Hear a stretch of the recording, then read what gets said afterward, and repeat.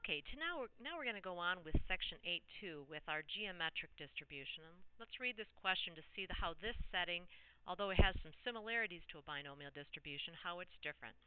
And so I have, suppose a cereal manufacturer puts collector cards in cereal boxes in hopes of increasing sales. And the manufacturer announces that 20% of the boxes are going to contain a picture of Tiger Woods. You're a big fan of Tiger Woods. You start purchasing and opening boxes of cereal, assuming each box has a 20% or 1 in 5 chance of having a Tiger card in it. I want to find what the probability distribution is for X, which is the number of boxes you have to open to finally get your card. Now notice that this is not a set amount of boxes. Once you open up the box and get the card, you are done. So we know that it could be you open the box and the first box is a success, and we know you have a 20% chance of that happening. Now, it could also be that it takes you 2 boxes. The first box you open does not have the Tiger card, and the second box does have the Tiger card, so we'd have a 0.16 chance. But it could take you 3 times, which means you open up a box, nope, no Tiger card. Open up a box, no Tiger card, but the third box finally has the success that you want. It can be 4 boxes to finally get your Tiger card. It can be 5 boxes to finally get your Tiger card. And recognize this distribution goes on and on forever because, theoretically speaking, you could be opening up boxes for the rest of your life and still not have the Tiger card. But in general, if I want to find what's the likelihood of it taking me finally K cards to get my Tiger card, I would have 0.8, which is the probability of not getting the Tiger card, and I would have that occurring K minus 1 times, and then finally I'd get that Tiger card. But this, as I have the little dot, dot, dot going here, that distribution doesn't end. And this is called the geometric setting. And the geometric setting has similarities very close to the binomial setting. We have 2 categories. You either get a Tiger card or you don't, so a success or a failure. You have the probability of a success staying the same in each observation. That holds true for a binomial setting. Each of the observations is independent, so each of these boxes that I open is independent of the previous box. And then here's where it differs. In the one setting, you had a specific fixed number of trials. In this one, the variable of interest is until you finally get your first success. So there will be an unknown number of trials. So some examples could be, you could be flipping a coin until you get a head.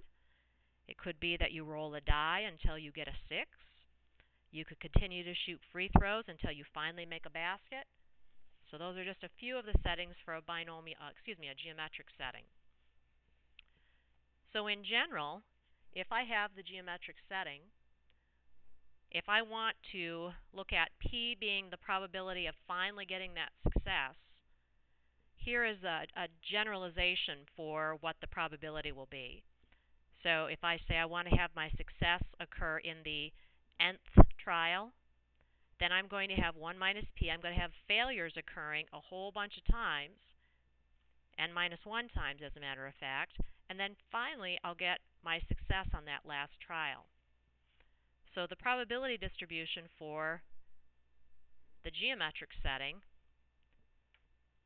if I again let P stand for the probability of success, it could be I get my success on the first trial. It could be it takes me 2, so I have a failure and then a success. Could be it takes my third trial, have 2 failures, then a success, etc., all the way up to finally having it happen on my kth success, which this dot, dot, dot goes on forever. Now, we're not going to go back and prove this, but it is true. If you look at these values, it would look as if, wow, I thought these probability sums are supposed to add up to 1, and I have infinitely many of these. How in the world can they add up to 1? Well, if we actually look at these probabilities, these follow a geometric series. And if you remember from FS, if we have a geometric series, where our common ratio is something between -1 and 1, you actually can add up infinitely many numbers and have it approach a specific finite limit.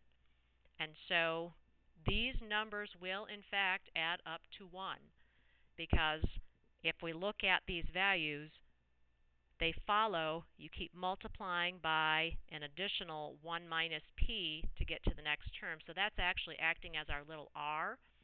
And when we get to a numerical example, we'll look and show how this actually does have the characteristic that the sum of all of these probabilities will add up to 1. So let's look at this last example on this page, and then we'll finish the study on the next video. So we're back to the Tiger Wood card. And here is the probability of having Tiger Woods card on the first trial. Here was getting the Tiger Wood card on the second trial.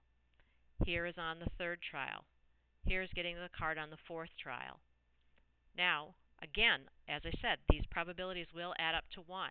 Notice that I get from here to here, the only difference between these two is I've multiplied by 0.8. To get from here to here, the only difference between these probabilities is I've multiplied by 0.8. So a geometric setting is where you continue to multiply by a common factor, and each of these just has an additional factor of 0.8.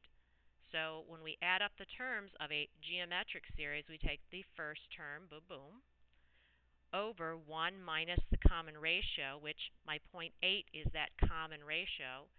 And this is our fast way of summing up infinitely many terms for a geometric series in which the common ratio is between -1 and 1. And remember, if it's not between -1 and 1, and if this factor is something bigger than 1, you can't actually add up infinitely many terms.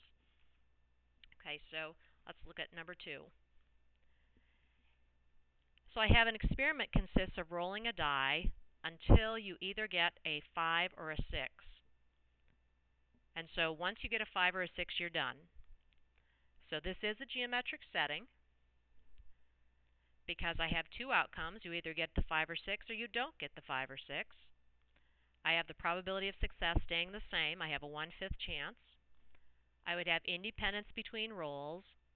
And the key that makes this geometric rather than binomial is I'm only going to roll until I get a success, as opposed to binomial would be you're going to roll a specific number of trials. So we're going to write the probability distribution. So it could be I get it on my first roll. Could be I have a failure and then a success. For the third, could be I have failure, failure, then a success, and so on, and this should be a 3.